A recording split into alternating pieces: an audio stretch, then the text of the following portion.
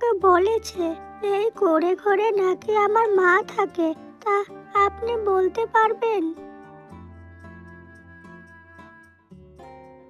বলুন না বুড়িমা, অনেক আশা নিয়ে তাকে খুঁজতে এসেছি। সেই কবে আমি রাজমহল থেকে বের হয়েছি মাকে খুঁজবো বলে, কিন্তু আজ 3 দিন হলো মাকে খুঁজে পাচ্ছি না। এই জঙ্গলে ঘুরতে ঘুরতে দিন শেষ আমার। ধৈর্য ধরেন রাজকুমারী, আমি সব জানি। আপনাকে আমি সব খুলে বলছি। আসলে সেই হতভাগা মা আমি। আজ থেকে প্রায় 20 বছর আগে মহারাজ আমাকে মিথ্যা অপবাদ দিয়ে মহল থেকে তাড়িয়ে দিয়েছিল। আমি অনেকবার মহারাজকে বুঝিয়েছি, বলেছি আমি নির্দোষ, কিন্তু কিন্তু মহারাজ আমার কোনো কথাই শোনেনি। আমি আমি জানি আপনি নির্দোষ, তাই তো আপনাকে আমি অনেক খুঁজেছি। পিতাশ্রীকে বলেছি আপনার কথা, কিন্তু কিন্তু পিতাশ্রী আমাকে কিছুই বলেনি, তাই তো মহল থেকে বেরিয়ে এসেছি। অনেক অনেক খুঁজেছি মা, অনেক খুঁজেছি আপনাকে। না, আর হারাতে চাই না, চাই না হারাতে আর। চলেন আমার সাথে রাজমহলে ফিরে চলেন। আমি আমি পিতাশ্রীকে মানিয়ে নেব। আপনি আপনি না করবেন না রানীমা, চলেন আমার সাথে। তা কি করে হয় রে মা, যে মহল থেকে আমি অপমানিত হয়ে বেরিয়েছি, সেই মহলে আর কি করে ফিরবো?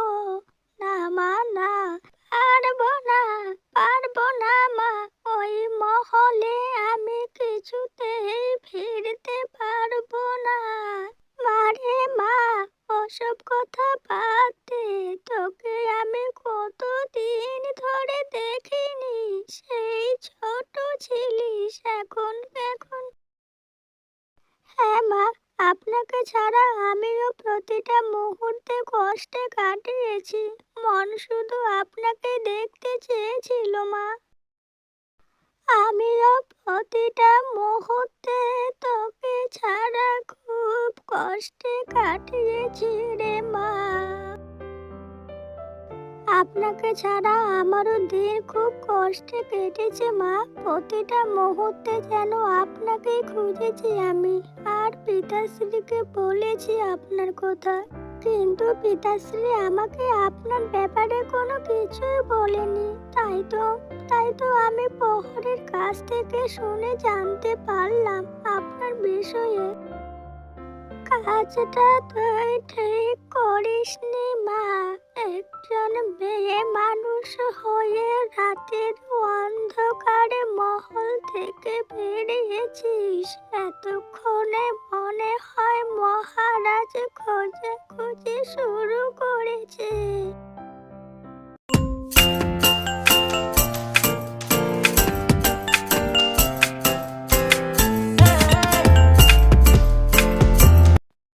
রাজকুমারী, এদিকে তো অনেক দেরি হয়ে যাচ্ছে।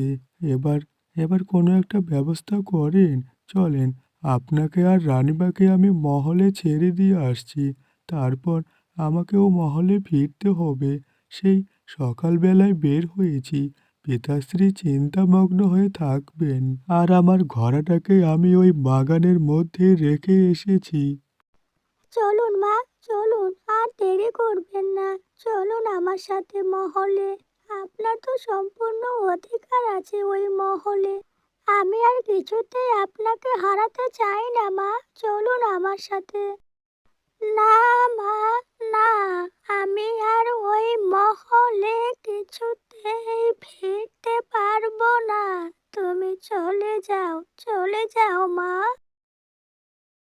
তোমার পিতাশ্রী চিন্তা করবেন। চলে যাও, তুমি চলে যাও। তখন থেকে দেখছি, তখন থেকে ওই 3 জন বুড়ির বাড়িতে কি যে আলোচনা করছে। কথা শুনতেও পাচ্ছি না, কিন্তু কিন্তু এতক্ষণ লাগে। এই বড়িটিকে আমি তো খাবো, অনেকক্ষণ ধরে সহ্য করে আছি, আর তো সহ্য করতে পারছি না, খিদেও লেগেছে খুব। কখন যে যাবে ওই দুইজন। রাজকুমারী চলেন, দেরি হয়ে যাচ্ছে। আর রানীমা মহলে ফিরবেন না এটা নিশ্চিত। তাই আপনাকে সপ্তাহে 2 দিন রানীমাকে দেখতে আসতে হবে। আর রানীমার যেন কোনো কিছুর অসুবিধা না হয় তার বন্দোবস্ত করতে হবে। চলুন চলুন এবার আমার সাথে, আমি আপনাকে মহলে পৌঁছে দেব। তারপরে মহলে ফিরবো আমিও। চলুন। এখানে যেন আপনার কোনো অসুবিধা না হয় আমি তার ব্যবস্থা করব। আর প্রত্যেক সপ্তাহে আমি নিজেই আসবো দেখতে। ঠিক আছে মা, আমি এখন তাহলে চলি। আচ্ছা মা, ভালো করে যাস। আর শোন, তোর সাথে আমার যে দেখা হয়েছে এই কথাটা মহারাজ যেন কোনোদিনও জানতে না পারে। আমাদের আশীর্বাদ করুন মা। আমি এখানে ভালোই থাকবো মা, আমার জন্য চিন্তা করিস না।